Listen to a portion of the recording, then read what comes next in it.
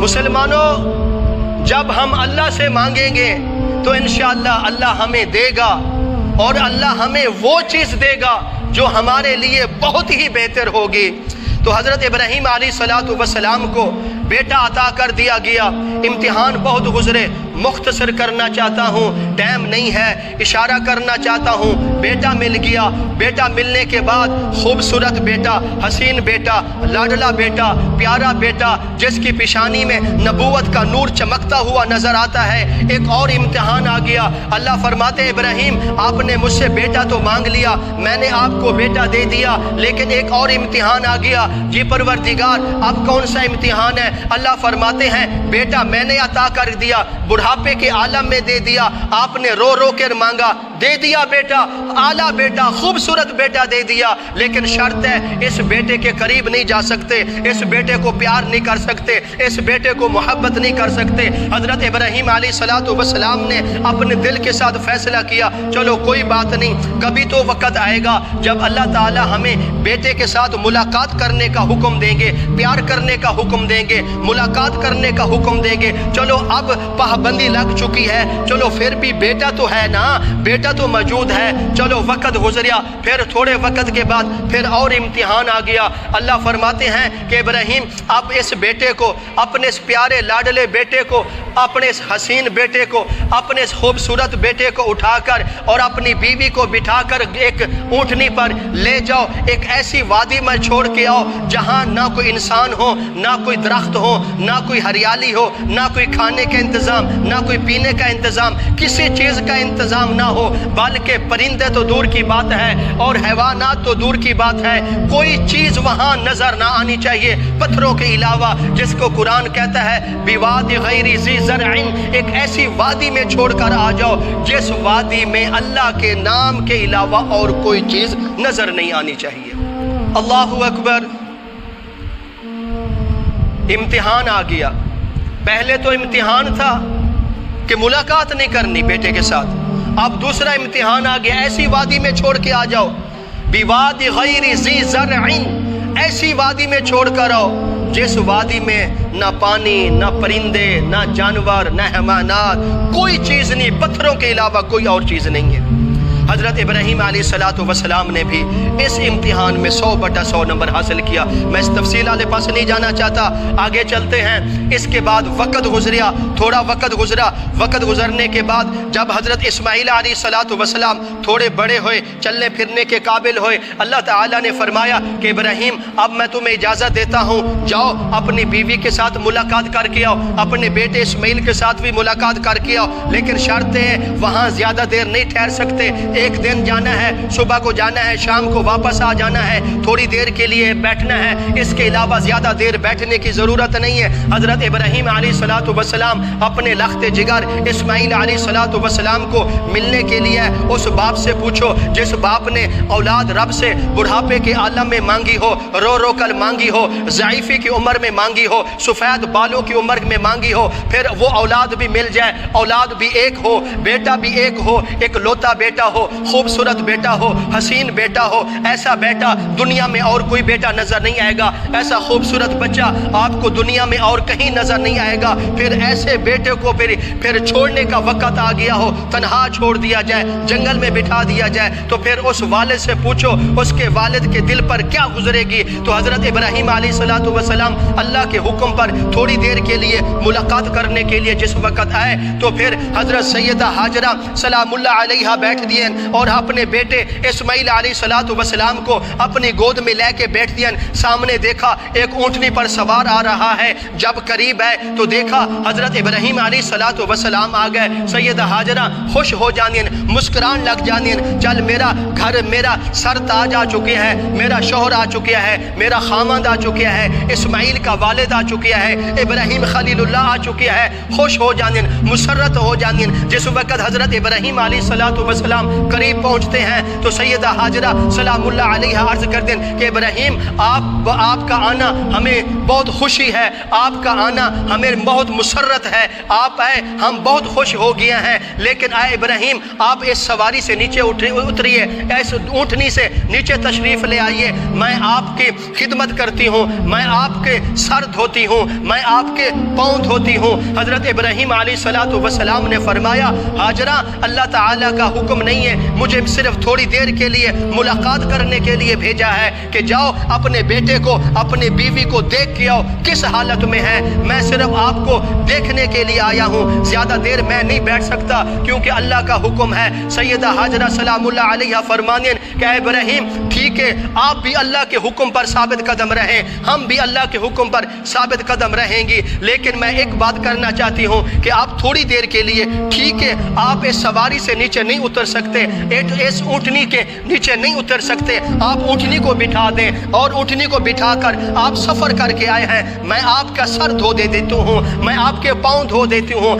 حضرت سیدہ حاجرہ سلام اللہ علیہ فرمانے کہ جس وقت حضرت ابراہیم علیہ السلام نے اپنی اونٹنی کو زمین پر بٹھایا، قدم زمین پر نہیں رکھا حضرت ابراہیم علیہ السلام نے، کیونکہ اللہ کا حکم تھا۔ سیدہ حاجرہ سلام اللہ علیہ دوڑ دین، دائیں بائیں دیکھ دین، کوئی چیز نظر نہیں آئی، اچانک ایک پتھر نظر آیا، سیدہ حاجرہ سلام اللہ علیہ اس پتھر کو اٹھا کر لے آتی ہیں، حضرت ابراہیم علیہ السلام کے پاؤں کے نیچے رکھتی ہیں، پھر ان پاؤں کو دھوتی ہیں، پاؤں کو دھونے کے بعد جس وقت پاؤں دھو لیا حضرت ابراہیم علیہ السلام چلے گئے تو اس پتھر کو اللہ تعالیٰ نے اتنا مقام بخشا، اتنی عزت بخشی، اتنا شان بخشی، اتنا مرتبہ بخشا، اور پھر اس پتھر کے ساتھ جو پتھر سیدہ حاجرہ سلام اللہ علیہ اٹھا کر لے آئی تھی حضرت ابراہیم علیہ السلام کے پاؤں کے نیچے رکھا پاؤں دھونے کے لیے، یہی پتھر حضرت ابراہیم علیہ السلام کے کام آیا تھا جب حضرت ابراہیم علیہ السلام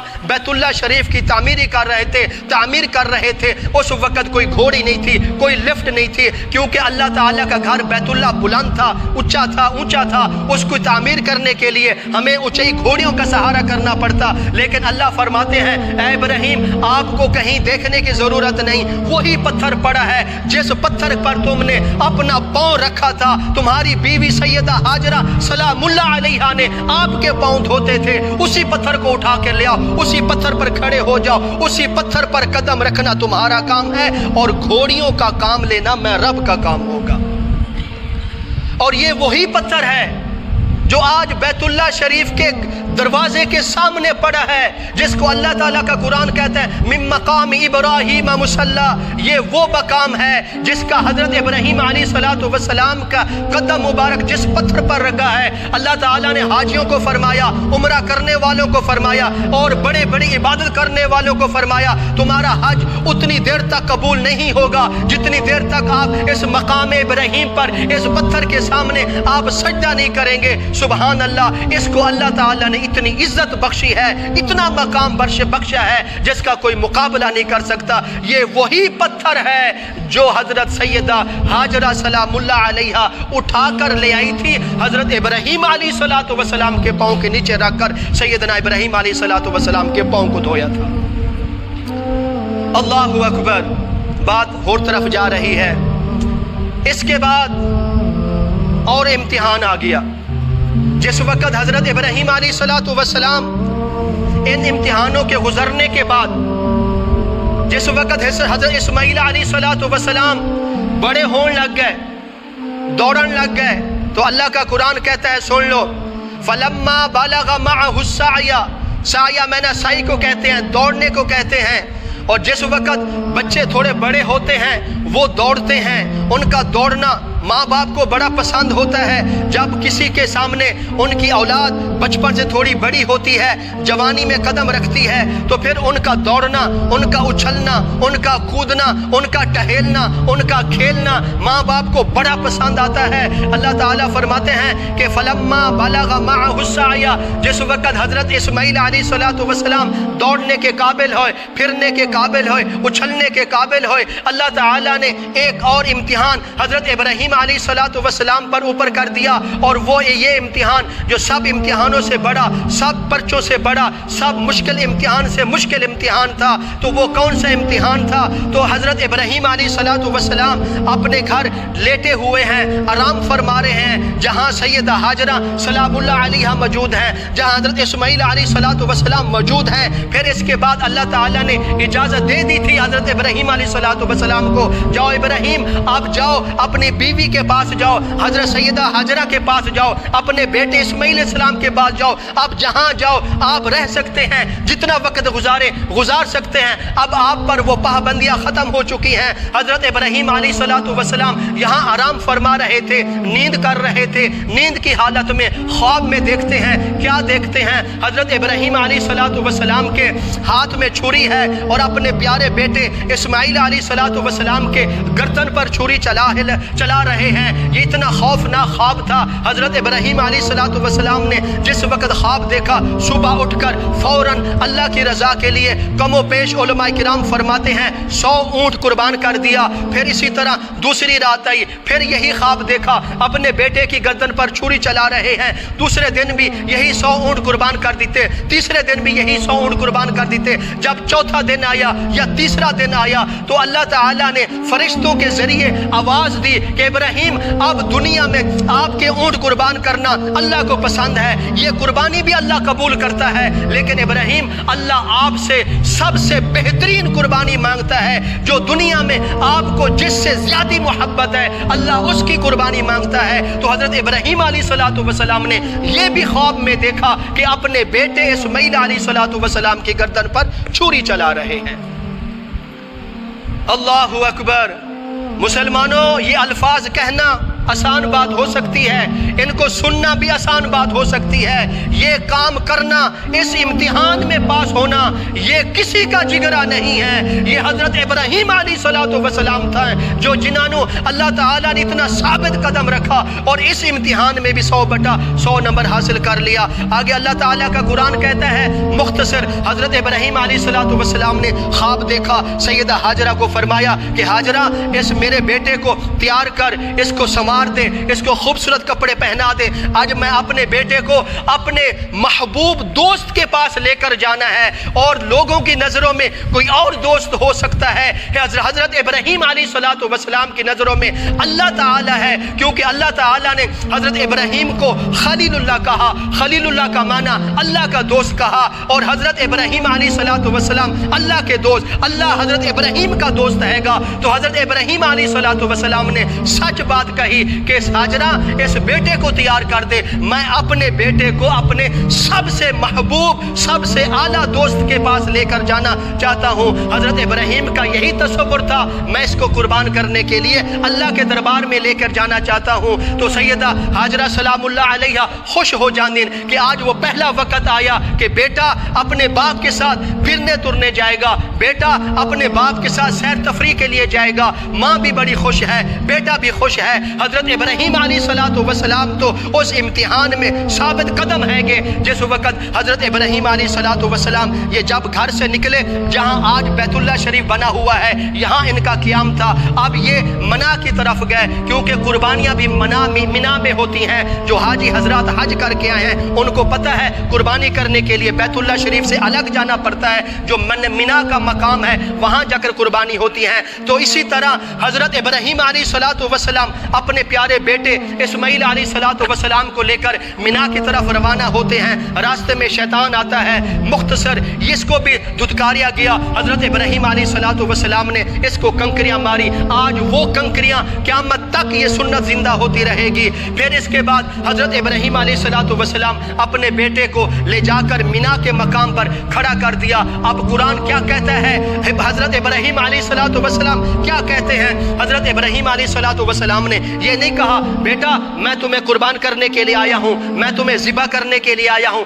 अब तुम्हारा क्या मशवरा है? मैंने रात को ख्वाब देखा, मैंने आपकी गर्दन पर छुरी चलाई है, मैं आपको अल्लाह की रज़ा के लिए कुर्बान कर रहा हूँ। अब मैं तुम्हें ये नहीं कहता कि लेट जा तुम्हारी गर्दन पर छुरी चलाऊँ, मैंने अपना ख्वाब आपके सामने रख दिया। अब आपका जिस चीज़ का आपको हुक्म दिया गया है, जिस चीज़ का आपको ख्वाब में दिखाया गया है, उस काम को कर गुजरिए। گزریے، اس کام کو کر گزریے۔ اور اس چیز کا بھی عقیدہ ہونا چاہیے، پیغمبر جو نبی ہوتے ہیں ان کو اگر نیند کی حالت میں بھی، خواب میں بھی جو دکھایا جائے وہ بھی وحی ہوتی ہے، وحی کے مانند ہوتی ہے، اس کو بھی وحی سمجھا جاتا ہے۔ تو اسی طرح حضرت ابراہیم علیہ السلام نے جس وقت یہ اپنا خواب اپنے بیٹے کے سامنے رکھا، میرے ابا جان جس چیز کا آپ کو حکم ہے وہ کر گزریے، تو پھر حضرت ابراہیم علیہ السلام نے فرمایا کہ بیٹا اب تیرا کیا مظاہرہ ہوئے گا، میں نے آپ کی گردن پر چھری چلانی ہے۔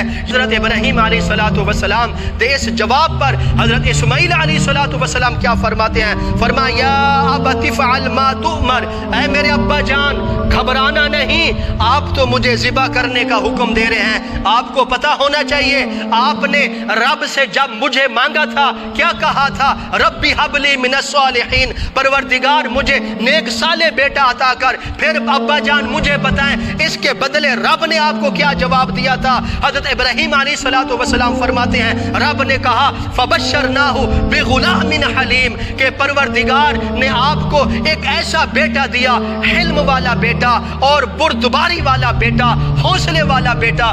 میرے ابا جان اگر رب نے آپ کو حوصلے والا، صبر والا، تحمل والا بیٹا دیا ہے تو پھر اسماعیل بھی ادھے ہوتے 100 ثابت قدم اترے گا، 100/100 نمبر حاصل کرے گا۔ لیکن میرے صبر کا مظاہرہ پھر وہ یہ آپ کو دیکھنا پڑے گا، ستجدنی انشاءاللہ من الصابرین۔ اے میرے ابا جان یہ جو میں صبر کا آج مظاہرہ کروں گا، مجھ سے پہلے یا مجھ سے بعد جتنے بھی لوگ آئیں گے قیامت تک آتے رہیں گے، ان پر مشکلات آئیں گی، ان پر امتحان آئیں گے، ان پر دکھ آئیں گے، ان پر صدمے آئیں گے، ستجدنی انشاءاللہ من الصابرین۔ اے میرے ابا جان جو میں آج صبر کا مظاہرہ کراں گا، اسی ہی میرے صبر کے مظاہرے کی وجہ سے قیامت تک اسی صبر کا سلسلہ پوری دنیا میں بانٹ دیا جائے گا۔ جہاں جہاں بھی دکھ امتحان آئیں گے وہ اسماعیل علیہ السلام کے صبر کو دیکھ کر اپنے امتحانوں پر بھی صبر کر لیں گے۔ جس طرح اسماعیل علیہ السلام کو اللہ تعالیٰ اس صبر پر اجر عطا فرمائے گا، اسی طرح اس ثواب میں سے تھوڑا رتی برابر بھی اگر کسی کے نامہ اعمال میں وہی صبر کا اجر عطا فرما دیا گیا، اس انسان کے بھی بیڑے پار ہو جائیں گے۔ تو حضرت اسماعیل علیہ السلام نے فرمایا کہ اے میرے ابا جان جس چیز کا آپ کو حکم ہے وہ کر گزریے۔